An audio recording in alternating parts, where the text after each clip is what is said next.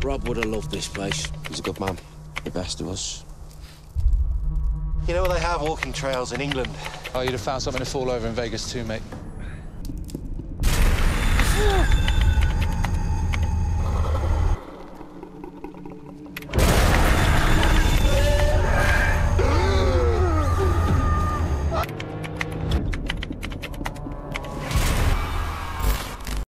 Film ini diawali dengan memperlihatkan sekelompok orang yang tengah berkumpul di sebuah bar. Mereka terdiri dari Luke, Philip, Hutch, Dominic, dan Robert. Di sana mereka melakukan perbincangan membahas tentang rencana liburan dengan mendaki di pegunungan Swedia. Mate, you know it's too old for the island, mate. Tuscany. Yeah, no, good wines. No, hiking in Sweden. Hiking. Yeah. Sepulang dari bar, Luke dan Robert mampir sebentar ke minimarket untuk membeli sejumlah minuman keras. Sementara yang lainnya diminta menunggu di luar minimarket. Saat mencari minuman keras, Luke dan Robert terkejut melihat kasir yang sudah babak belur karena baru saja menjadi korban perampokan. For fun. Yeah, in fucking Sweden. Sekelompok perampok sedang berusaha mengambil barang-barang berharga dari toko tersebut. Luke yang sejak awal dikenal sebagai sosok yang kurang berani memilih bersembunyi di balik rak tanpa berani bergerak. Sementara itu, Robert dihadapkan langsung dengan para perampok. Mereka memaksa Robert menyerahkan semua barang berharganya berupa dompet, jam tangan, dan cincin pernikahannya. Namun Robert menolak melepaskan cincin kawinnya karena bagi dia, cincin itu adalah simbol cinta dan kenangan yang tak ternilai harganya. Penolakan Robert memicu kemarahan para perampok. Mereka melukai Robert dengan senjata tajam, dan meskipun terbaring bersimbah darah, Luke yang menyaksikan kejadian itu tidak mampu berbuat apa-apa. Robert mengalami luka parah dan akhirnya meninggal di tempat karena kehilangan banyak darah. Kejadian tragis itu meninggalkan duka yang dalam bagi semua teman Robert, terutama bagi Luke. Rasa bersalah menghantui Luke karena dia merasa gagal membantu sahabatnya saat dibutuhkan. 6 bulan kemudian di wilayah utara Swedia, Luke bersama Philip, Hutch, dan Dominic akhirnya menjalani liburannya sudah lama mereka rencanakan meskipun tanpa kehadiran Robert. Perjalanan ini bukan hanya soal petualangan mendaki, tetapi juga menjadi bentuk penghormatan untuk mengenang dan menghargai sahabat mereka yang telah tiada. Namun hingga saat ini Luke masih berjuang melawan perasaan bersalah yang terus membebani hatinya karena tak mampu berbuat apa-apa saat tragedi itu terjadi. Selama beberapa hari, Luke bersama Philip, Hutch, dan Dominic melakukan pendakian melewati medan yang berat. Mereka membawa peralatan lengkap serta persediaan makanan dan minumannya cukup untuk bertahan hidup selama perjalanan. Shall we do this? Jesus Christ. Ketika akhirnya mereka sampai di puncak, mereka bekerja sama membangun tugu sederhana dari tumpukan batu yang mereka kumpulkan di sekitar area. Di atas tumpukan batu itu, mereka meletakkan foto dan beberapa barang milik Robert sebagai bentuk penghormatan terakhir.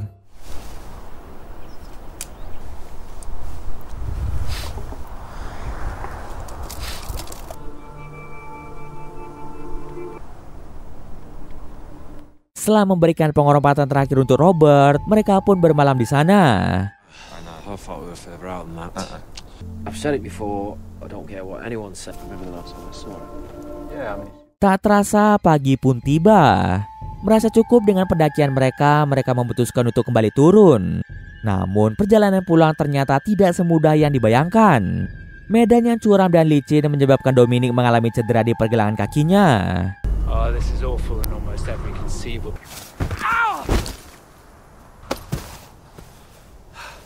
Cedera itu membuat Dominic kesulitan berjalan, apalagi jalur yang harus mereka tempuh membutuhkan waktu sekitar 14 jam untuk bisa keluar dari hutan. Melihat kondisi Dominic yang tidak memungkinkan untuk menempuh perjalanan sejauh itu, mereka mulai mencari opsi lain. Hutch mengeluarkan peta dan mencari jalur alternatif. Setelah mengamati medan sekitar, Hutch menyadari ada satu jalur pintas yang bisa mereka gunakan untuk mempersingkat waktu perjalanan. Dengan harapan mempercepat perjalanan dan meringankan beban Dominic, mereka sepakat untuk mengambil jalur tersebut. Walaupun kakinya terluka, Dominic tetap berusaha berjalan karena tak ingin merepotkan teman-temannya.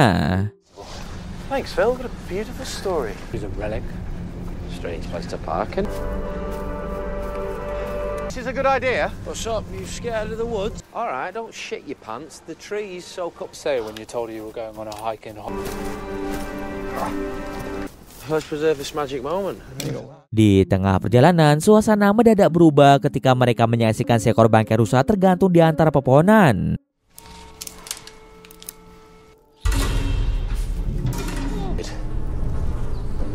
Awalnya mereka mencoba berpikir positif, menduga bahwa itu mungkin adalah jebakan yang dipasang oleh pemburu. Meski merasa ngeri, mereka memutuskan untuk tidak berlama-lama dan melanjutkan perjalanan dengan hati-hati. Hari mulai gelap dan hujan deras turun melanda, memaksa mereka untuk mencari tempat berlindung. Where the hell are we, Hutch? Let me check. Lalu mereka memperhatikan sebuah pohon dengan ukiran simbol-simbol aneh di batangnya. Tidak jauh dari pohon tersebut, mereka menemukan kabin tua yang tampak kosong. Kabin itu menjadi satu-satunya tempat yang bisa mereka gunakan untuk berteduh dan beristirahat sampai pagi tiba. Setelah masuk ke dalam kabin, mereka merasa lega karena tempat itu memang kosong dan memungkinkan mereka untuk beristirahat. Tetapi di sana mereka kembali menemukan simbol yang sama seperti yang terukir pada pohon tadi. Rasa penasaran membuat mereka mulai memeriksa setiap sudut ruangan. Philip memutuskan untuk naik ke lantai atas untuk memeriksa lebih jauh. Namun saat sampai di atas, Philip terkejut menemukan sesuatu yang menyerupai bentuk tubuh manusia tanpa kepala terbuat dari akar pohon.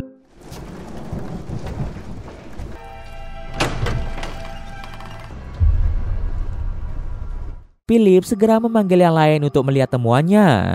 Philip menyampaikan bahwa bisa saja benda itu adalah bagian dari ritual aneh atau semacam sihir kuno. Tidak ingin mengambil resiko dan enggan terlibat dengan hal-hal yang tidak mereka mengerti, mereka memutuskan untuk turun ke lantai bawah demi menghindari masalah lebih lanjut. Di tengah cuaca yang dingin, mereka menghidupkan api unggun dan segera beristirahat. Namun malam itu ternyata tidak berjalan tenang bagi semua orang. Saat semua orang sudah tertidur lelap, Luke mulai gelisah dalam tidurnya.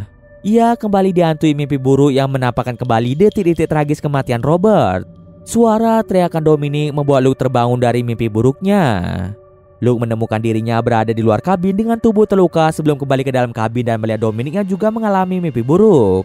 Tak hanya itu, Hutch pun terlihat ketakutan dan bahkan tak sengaja mengompol karena mimpi yang menakutkan. Luke menyadari Philip tidak ada bersama mereka. Tanpa pikir panjang, ia naik ke lantai atas dan begitu tiba di lantai atas, Luke terkejut melihat Philip dalam keadaan tanpa busana menyembah akar pohon yang menyerupai sosok manusia. Menyadari ada sesuatu yang tidak beres dengan tempat tersebut, mereka sepakat untuk bergegas meninggalkan kabin itu.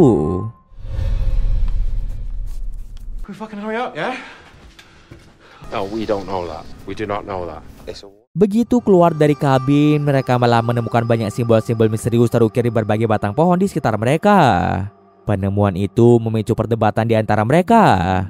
Masing-masing mencoba memahami apa yang sebenarnya sedang terjadi, tetapi tak ada yang mampu memberikan jawaban pasti. Karena perdebatan tidak akan menyelesaikan masalah, mereka memilih untuk melanjutkan perjalanan, meskipun tidak tahu apakah jalan yang mereka tempuh benar atau tidak. Hanging in the trees in the spooky fucking house! Dom.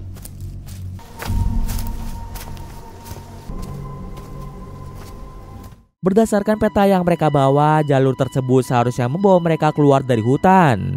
Setelah menempuh perjalanan yang cukup memakan waktu, mereka kembali melihat adanya sebuah kabin. 5 minutes on this path, and I'm pulling right.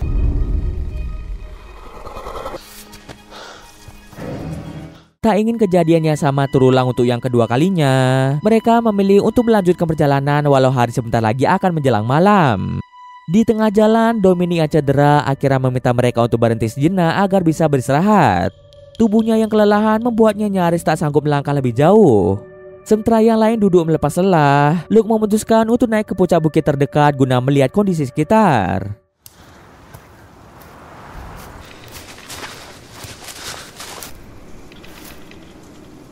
Bukannya mendapatkan kabar baik, Luke malah melihat sesosok makhluk besar yang tidak dapat dijelaskan dengan logika.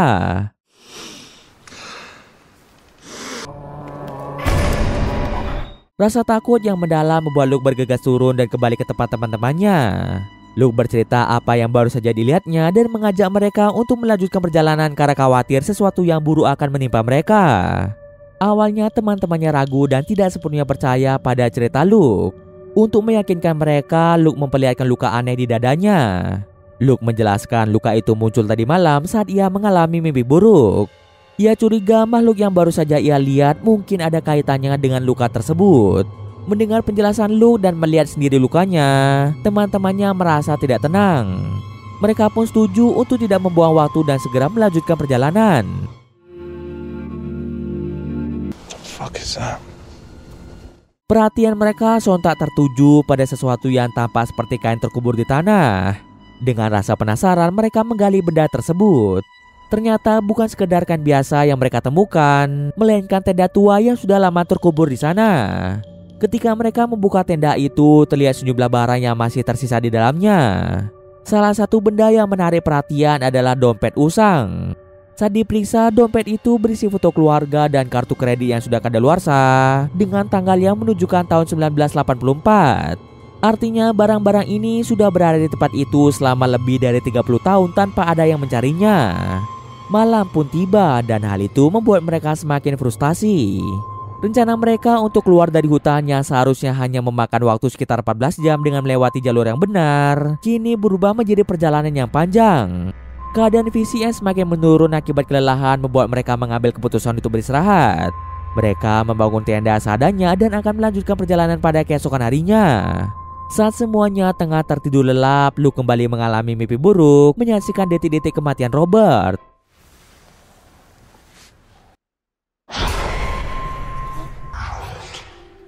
Dalam mimpi itu, selain wajah Robert, Luke juga melihat sosok makhluk besar yang perlahan mendekati tendanya. Kali ini mimpi buruk Luke terhenti ketika ia terbangun karena suara teriakan Phil yang memecah keheningan malam. Phil memberitahu Luke bahwa Hush telah diculik oleh makhluk besar tersebut. Tanpa membawa waktu, Luke langsung membangunkan Dominic agar mereka bisa bersama-sama mencari Hush yang hilang. Mereka hanya bisa mendengar teriakan Hush dari kejauhan. Luke, Dominic, dan Philip berusaha mengikuti suara itu, namun upaya mereka sia-sia karena Hush tak kunjung ditemukan. Situasi semakin memburuk ketika mereka menyadari bahwa mereka telah tersesat dan lupa jalan kembali ke tenda. Semua barang-barang mereka termasuk makanan dan minuman yang sangat dibutuhkan untuk bertahan hidup hilang begitu saja dan tak dapat mereka temukan. Mereka melanjutkan perjalanan meski tanpa bekal dan perlengkapan yang memadai, dengan harapan dapat segera keluar dari hutan itu. Langkah mereka terhenti setelah melihat Hush yang tewas tergantung dengan kondisi tubuhnya yang tercabik-cabik. Meski perasaan sedih menyelimuti hati mereka, mereka harus terus bergerak.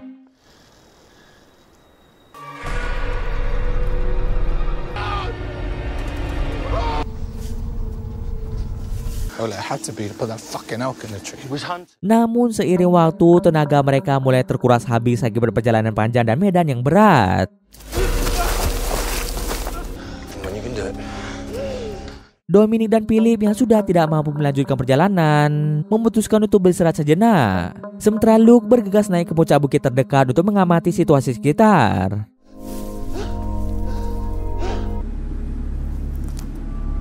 Dari kejauhan, Luke menangkap cahaya samar yang diyakininya sebagai tanda adanya pemukiman penduduk. Dengan penuh semangat, Luke bergegas turun berniat menyampaikan kabar baik itu kepada Dominic dan Philip. Namun malapetaka kembali terjadi di mana Philip malah diculik oleh makhluk tersebut. Luke yang ketakutan berniat melarikan diri, akan tetapi ia malah menabrak pohon besar hingga kepalanya terluka. Tak jauh dari situ, Dominic yang ternyata sudah lama bersembunyi di balik pepohonan memanggil Luke dengan suara pelan dan mengajaknya bersembunyi agar terhindar dari bahaya.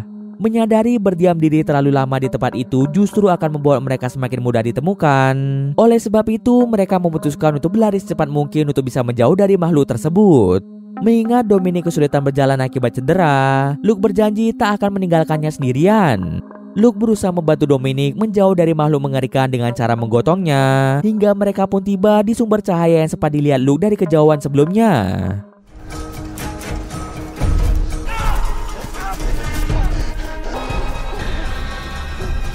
Cahaya itu berasal dari obor yang menerangi sebuah kabin yang besar kemungkinan adalah tempat tinggal penduduk. Tanpa membuang waktu, Luke segera membawa Dominic masuk ke dalam kabin, berharap tempat itu bisa memberikan mereka perlindungan. Bukannya mendapatkan pertolongan, Luke dan Dominic justru dibuat pingsan. Saat Luke perlahan membuka mata, ia mendapati dirinya dan Dominic berada di sebuah ruangan dengan tangannya yang terikat kuat. Dari balik sela-sela kayu dinding, Luke mengintip dan mendengar suara banyak orang di luar seolah-olah sedang menyiapkan sesuatu. What the hell do they want? What can you see? Tak lama kemudian, seorang nenek tua masuk ke ruangan mereka dan membawa secangkir minuman untuk Luke. Anehnya, nenek itu memeriksa luka di dada Luke, mengungkapkan bahwa ia memiliki tanda yang sama. Yang membuat Luke merasa semakin kesal adalah kenyataan bahwa hanya dia yang diberi minuman, sementara Dominic dibiarkan kehausan. Dua orang penduduk masuk dan menyeret Dominic keluar dari ruangan secara paksa. Luke hanya bisa mendengar teriakan dan jeritan Dominic tanpa bisa melakukan apa-apa. Dominic ternyata akan diikat pada satu tiang dengan di sekelilingnya tergantung banyak mayat yang sudah membusuk di antara pepohonan, menjadi bukti bahwa sudah ada banyak korban yang mati di tempat ini. Suasana semakin mencekam ketika para penduduk mulai berlutut dan menunduk, seolah sedang melakukan ritual penyembahan kepada makhluk yang perlahan mendekat ke arah Dominic.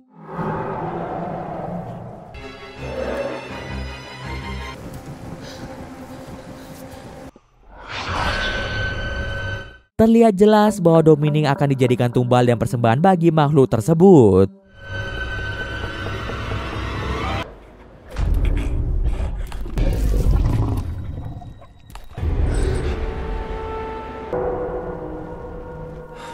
Sementara itu, Luke berusaha membebaskan dirinya dari ikatan yang mengikat tangannya. Ketika ikatan itu berhasil terlepas, seorang wanita memasuki ruangan tempat Luke disekap. Wanita itu membawakan makanan untuk Luke. Luke mencoba bertanya kepada wanita itu tentang apa yang sebenarnya sedang terjadi. Wanita itu akhirnya menjelaskan makhluk yang dilihat Luke di hutan bernama Jotun, makhluk menyerupai rusa raksasa yang mereka anggap sebagai dewa kuno. Ia dipercaya sebagai keturunan dari Loki dan konon mampu memberikan keabadian kepada mereka yang bersedia menyembahnya. Namun untuk bisa mendapatkan keabadian ada harga yang harus dibayar. Mereka harus mempersembahkan korban manusia untuk makhluk tersebut. Wanita itu menjelaskan kepada Luke bahwa berbeda dengan kebanyakan orang, Luke adalah orang terpilih sehingga Luke akan diberikan dua pilihan, yaitu menyembah makhluk itu dan hidup selamanya bersama mereka, atau menolak dan dijadikan korban seperti yang lain. Did you take him down from the tree? We worship it. It keeps us here. It will hang you from the trees. Setelah wanita itu pergi, Luke membebaskan diri dan keluar dari ruangan tempat dia disekap. Luke sempat mendengar adanya suara gemuruh dari dalam suatu ruangan. Dengan obor di tangan, Luke memberanikan diri masuk dan terkejut melihat sekelompok mumi yang bergerak. Ternyata mereka adalah orang-orang yang hidup kekal dan abadi karena menyembah makhluk tersebut.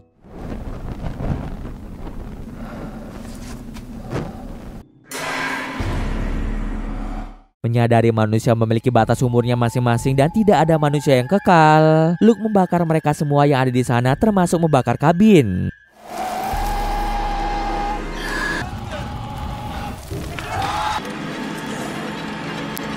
Namun tindakan Luke segera diketahui oleh penduduk sekitar. Luke mencoba melakukan perlawanan dengan menembak beberapa penduduk menggunakan senapan yang didapat dari kabin. Fuck off. Stay there. Stay there. Sementara kebakaran yang terjadi berhasil memancing kemarahan makhluk itu, yang kemudian muncul dan membunuh para penduduk yang masih tersisa.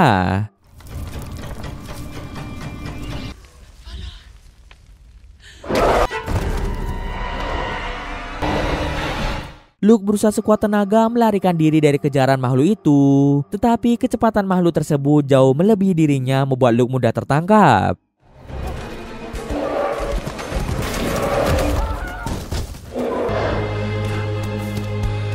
Anehnya, bukannya dibunuh, makhluk itu malah memaksa Luke untuk berlutut dan menyembahnya. Ketika Luke tunduk, makhluk itu terdiam dan mundur perlahan. Tampaknya makhluk tersebut ingin menjadikan Luke sebagai budaknya yang akan memberinya makan dan melayani setiap kebutuhannya. Setiap kali Luke berdiri, makhluk itu memaksa dia kembali berlutut dan tunduk. Tapi Luke yang telah menumbuhkan keberanian dalam dirinya menolak takdir itu. Dengan tekad kuat, dia menyerang makhluk itu menggunakan kapak. Amarah makhluk itu memuncak dan mulai mengejar Luke. Untungnya Luke berhasil keluar dari hutan dan makhluk itu akhirnya berhenti mengejarnya. Luke yang sudah tidak memiliki rasa takut berteriak menantang makhluk itu untuk mendekatinya, tetapi makhluk tersebut memilih menjauh. Saat itu Luke menyadari bahwa dia telah berhasil mengalahkan rasa takutnya selama ini. Dari seseorang yang dulu tak berani berbuat apa-apa, kini Luke berubah menjadi sosok pemberani yang akan selalu siap membantu teman dan sahabat yang menghadapi kesulitan tanpa memikirkan resiko yang akan dihadapinya.